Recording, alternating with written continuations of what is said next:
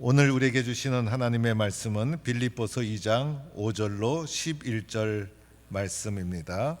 봉독하겠습니다. 너희 안에 이 마음을 품으라. 곧 그리스도 예수의 마음이니 그는 근본 하나님의 본체시나 하나님과 동등됨을 취할 것으로 여기지 아니하시고 오히려 자기를 비워 종의 형체를 가지사 사람들과 같이 되셨고 사람의 모양으로 나타나사 자기를 낮추시고 죽기까지 복종하셨으니 곧 십자가에 죽으심이라. 이러므로 하나님이 그를 지극히 높여 모든 이름 위에 뛰어난 이름을 주사 하늘에 있는 자들과 땅에 있는 자들과 땅 아래에 있는 자들로 모든 무릎을 예수의 이름에 꿇게 하시고 모든 입으로 예수 그리스도를 주라 시인하여 하나님 아버지께 영광을 돌리게 하셨느니라. 아멘. 할렐루야. 나는 우리 가족, 우리 교회 시온 찬양대 잘 될 줄로 믿으시면 아멘 하시기 바랍니다. 오늘은 대림절 네 번째 주간, 오늘 저녁부터 성탄절 순서가 쫙 진행됩니다. 저녁에는 성탄절 하이라이트, 교회 학교 우리 자녀들의 성탄 발표회, 수요일 날은 수요 예배 후 새벽송 예배를 좀 땡겨서, 원래 새벽에 해야 되는데 땡겨서 예수님 밤중에 오셨으니 밤중에 새벽송 문화가 사라지는 이때에 우리 교회는 새벽송 문화를 계속해서 간직하기 위해서 함께 드리는 예배 모든 가족 한번 참여해 주시고, 성탄절 당일에 성탄 예배 드립니다. 온 가족이 함께 성탄 예배 참여해서 열심을 내는 분에게는 성탄의 기쁨이 넘칠 거예요. 열심히 참여하는 분은 성탄절의 기쁨이 가득 차게 될 것이고, 이렇게 우리가 성탄절을 보내고 이제 다음 주는 마지막 주간, 마지막 주일과 송구영신 예배를 드리면서 한 해를 마무리하게 됩니다. 뭐든지 끝이 중요해요. 끝을 잘 마무리해서 은혜스럽게 끝을 잘 정리하면 새해도 희망으로 맞이하게 되어지는 거예요. 오늘은 또 세례식이 있었죠. 또 설교 후에 성찬식이 있죠. 그래서 설교를 도대체 몇 분 해야 되나, 이게 지금 제가 고민 중이에요.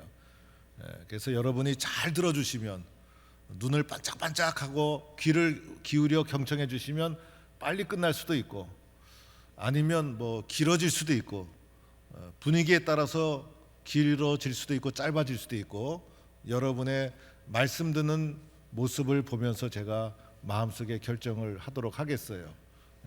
할렐루야. 예수님 오신 날 얼마나 기쁜 날입니까? 그런데 여기서 우리가 주목해야 될 것은 예수님이 오시게 될 때 예수님을 보내신 하나님의 마음, 그렇죠? 이 땅에 오신 예수님의 마음을 봐야 되죠. 그 마음이 예수님 오심으로 드러나게 된 것이죠. 그래서 마음이 중요한 거예요. 하나님의 마음이 어떠했나, 예수님의 마음이 어떠했나. 우리도 마음이 얼마나 중요합니까? 그래서 마음의 문제로 얼마나 가슴 아파합니까?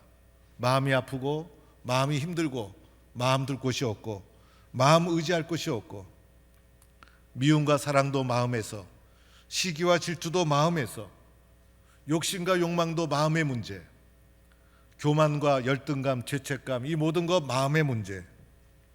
우리의 마음은 죄 아래 신음하는 마음이에요. 그런데 우리에게 오신 예수님 어떤 마음으로 오셨을까? 오늘 성경을 보니까 성경은 우리에게 이렇게 말씀하고 있어요. 너희 안에, 우리 안에 이 마음을 품어라. 곧 그리스도 예수의 마음이니.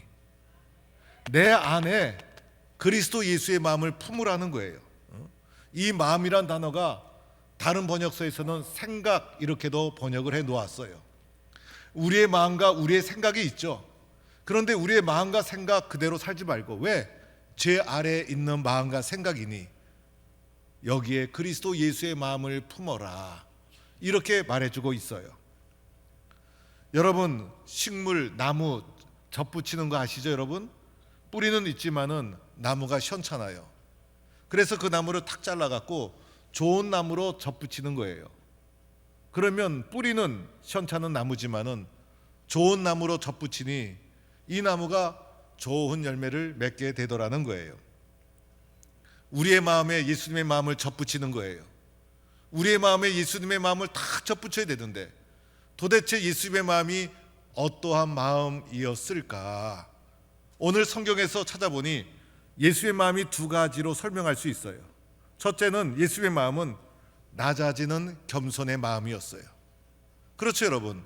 오늘 본문에 보니까 예수의 마음이 그렇게 표현되어 있어요. 오늘 본문은 그리스도의 창가라고 불려지는 예수 그리스도의 기독론을 설명하고 있는 거예요. 그런데 오늘 말씀 보니까 예수님이 어떤 분이셨을까? 하나님과 동등한 분이셨지만은 동등됨을 취하지 아니하시고 자기를 비우고 낮아지고 낮아지신 분이 바로 예수님. 그래서 예수님의 마음은 낮아지는 마음, 겸손의 마음, 섬김의 마음, 이것이 예수님의 마음이라는 거예요. 그래서 그 예수님의 마음이 종의 형체를 입고 이 땅에 우리에게 오셨다는 거예요. 그래서 예수의 마음을 영어로는 인카네이션, 신학적인 용어로는 성육신. 그래서 이 성육신과 인카네이션 앞에 그 예수님의 높고 높은 마음이 낮아지고 낮아지셔서 구체화되고 성겨지고 낮아지고 겸손해진 마음이 표현된 것이 바로 이 성육신이라는 용어인 거예요.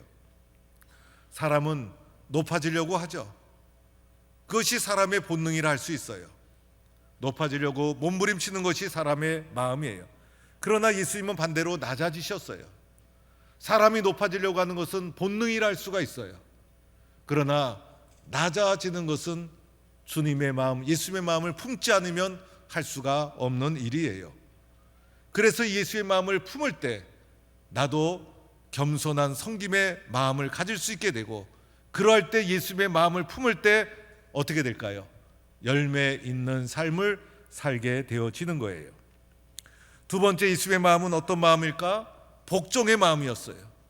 그래서 오늘 말씀도 보니까 자기를 낮추시고 끝까지 죽기까지 복종하셨으니 곧 십자가에 죽으심이라.